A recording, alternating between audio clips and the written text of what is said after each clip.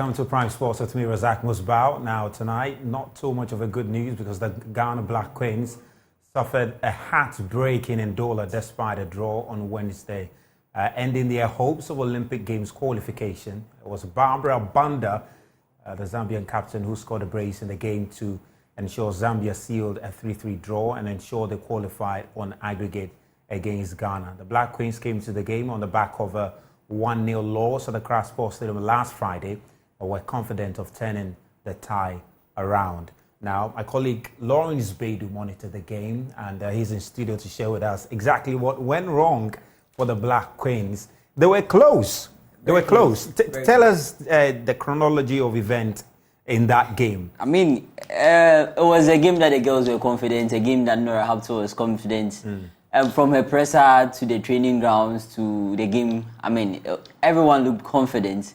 That's despite the loss on Friday. Exactly. I mean, if you look at the performance, the second half performance at the Accra Sports Stadium, I always say it breeds optimism, it breeds hope.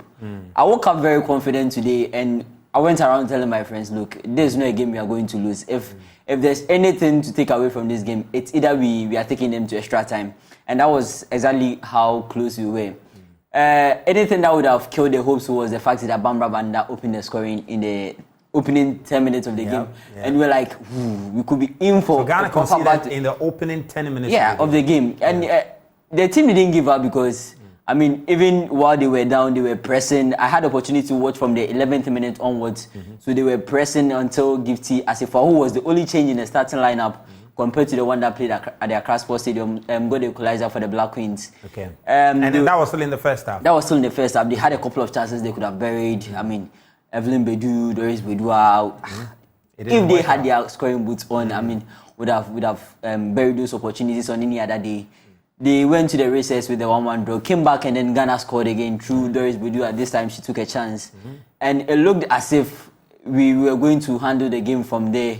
But then the Zambians got into the game again once again. 5 minutes later, before Asamoah Gyan, who came off the bench with Janet going off, scored. So at that point, it looked as if, look, we are holding on to this one and taking it to extra time. Because there's no away goal rule. So we were very close. Jennifer Kujo, who was, for me, one of the brilliant players on the pitch, she had already picked up a yellow card. So she was playing with so much caution. She played well throughout the game.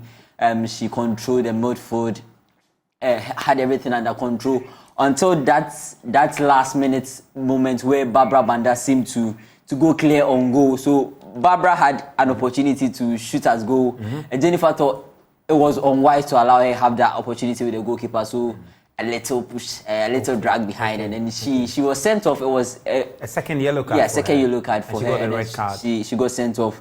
But the free kick was one that was in a very good position for Barbara Banda. If you know the quality of Barbara, you didn't need anyone to tell you that it was going to be a deadly one for. She shot, and unfortunately, Vivian Ej Inko imposed for Ghana couldn't save the ball. So it ended 3-3 at the end of 90 minutes. So Ghana went to Zambia and drew 3-3 with them. Zambia, And the only reason why Zambia have qualified is because of the win they had at the Accra Sports Stadium. Because of the first time they had at the Accra Sports Stadium. It's unbelievable. It's quite sad that it's just the little margins that have caused us. I've had the opportunity to speak to some of the Black Queens who are not part of this squad, but then they had been until injury came around too. For I won't mention her name, but she's been crying not because the team lost. She's been crying because the team gave everything on the pitch and looked as if they were going to achieve the one target. The second target they are set for themselves, because as you already know, they've qualified for the WAFCON, our first since 2018. So they were looking to, achieve a more historic one by progressing to the next round of the qualifiers for the Olympic Games, where we would have faced Morocco, because Morocco beat Tunisia in the other game. Having won 2-1 in Tunisia, they won 4-1 today as well. So they are true. They face Zambia in the other qualifier. It's quite a tough one. But what's next for the Black Queens now after here? The Olympic dream is over. Right now, what they have to look up to is the fact that they have the WAFCON coming up. They need to get the players in shape. Those injured need to get them back, go through their paces, gather a formidable team that is capable of securing a World Cup ticket, because the first 4 teams at the WAFCON earns a ticket to play at the World Cup. So it's one thing that we'll be looking to do. I mean, Nora knows her targets. She's not going to give up, and for the kind of person she is, for the kind of management she's giving these girls, it's something they will be looking to achieve as well. But it's one step at a time. What do we learn from this? We know that now we have a formidable team. It's about putting together one or two things, and then probably we will be up there. That's Lawrence Bedu. Lawrence, thanks so much for the update on the Black Queens. He's not a very happy man, but we're going to keep tabs on the Black Queens and hopefully they impress at the WAFCON. But away from that, former Ghana captain Asamoah Gyan says that he's not worried about what people have been saying about him following his appointment to serve on Dr. Mahmoud Bawumia's 2024 campaign team.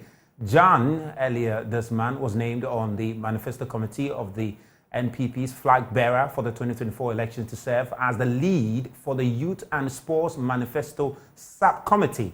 His acceptance to serve on the team has been received with mixed reactions from Ghanaians, with some criticizing the former Sunderland man. However, he says he has no concerns with what has been said about his affiliation with the NPP. Personally, I've been in this for more than 2 decades.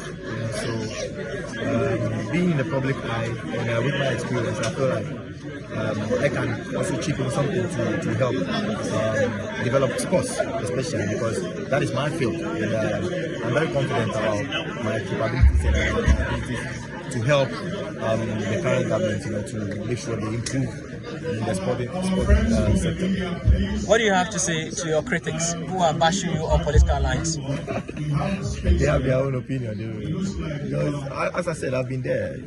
I've gone to stadiums being booed in front of 80,000 capacity, and I'm used to it. So at the end of the day, the work shows. Sometimes you go to the enemy's territory and then you come out with an applaud. So I have confidence in myself, and I know also what I can do to help. I'm here to help because my 20 years of experience, I can't just sit home and then keep it. I have to just share for the new generation, the different generation to benefit from it. And that is why we are here. We are all Ghanaians. We are here to help. We want to help. And that is the main reason why. So you're not perturbed about the criticism so far? Nah. As you all know, you also know, criticism stands with the territory. And I'm here to help. And at the end of the day, when everything is said and done, we see what we did or what we couldn't do. So the criticisms will come. That is for sure. And hopefully, I think it's also good for me personally, for my team to push harder, because in the society sometimes you need criticism also too, and that makes you stronger and makes you also do what you have to do too. Well, away from the former Black Stars captain, let's talk about the Black Stars now, because the search for the head coach, we understand the search committee has submitted the report and recommendations to the Executive Council of the Ghana Football Association for further action. The committee has been mandated by the GFA to find replacement for Chris Hughton and his staff, who was sacked after Ghana's abysmal performance at the African Cup of Nations, where the Black Stars crashed out at the group stage. Now, the president of the GFA, Kete Kreku, personally received the report on Tuesday. The Ghana FA earlier today said the Executive Council will review the recommendations from the search committee and decide on the next Black Stars coach. And once the coaching decision is resolved, the GFA will engage the Ministry of Youth and Sports as well as other key stakeholders for their support. Now, the GFA Executive Council tasked a 5-member committee headed by Vice President Mark Addo to find a replacement for Chris Seaton in the month of January. Now, the committee was also mandated to target suitable and competent coaches for consideration, even if they don't apply for the post. Data Bank CEO Kojo Adai-Mensah, GFA Technical Director Professor Joseph Kwame Minta, Ghana legend Opoku Inti, and William Kate, Chief Director of the Ministry of Youth and Sports, were all members of the committee.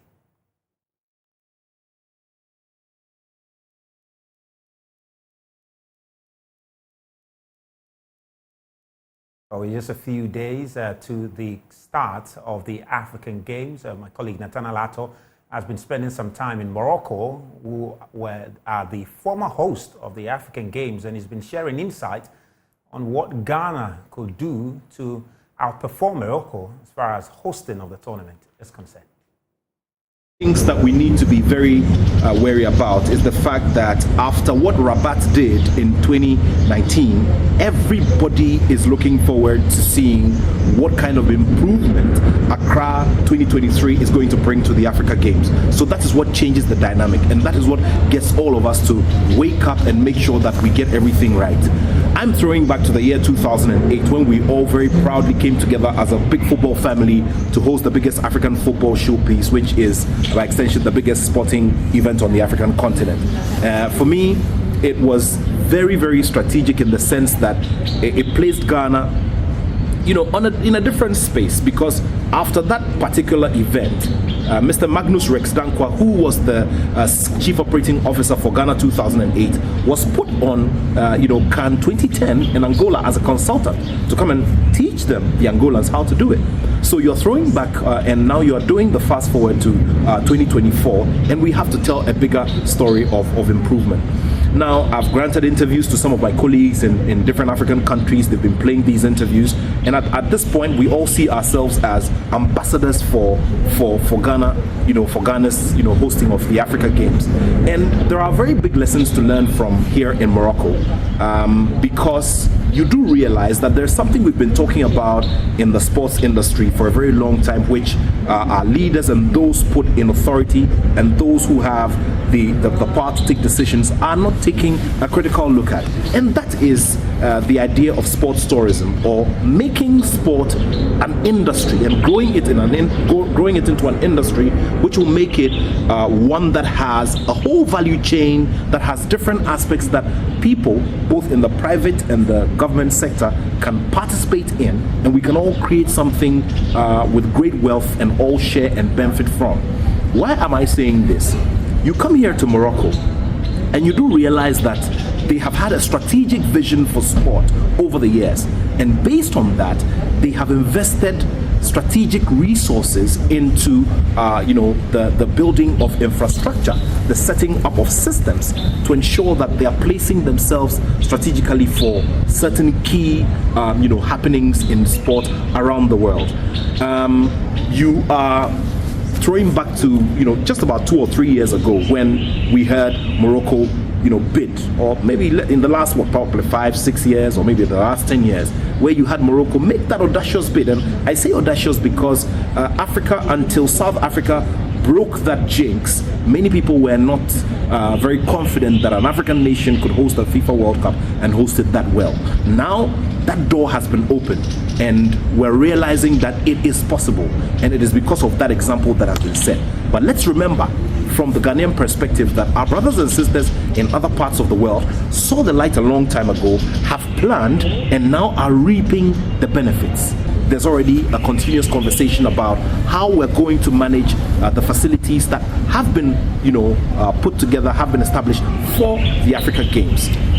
There's the talk about Portiman and how it will be converted into a tertiary institution for sports excellence. Well, we're looking forward to that. But for me, what is critical here is that nations like Morocco have put up a very good template in the new era for all of us to look at and either replicate or do better than.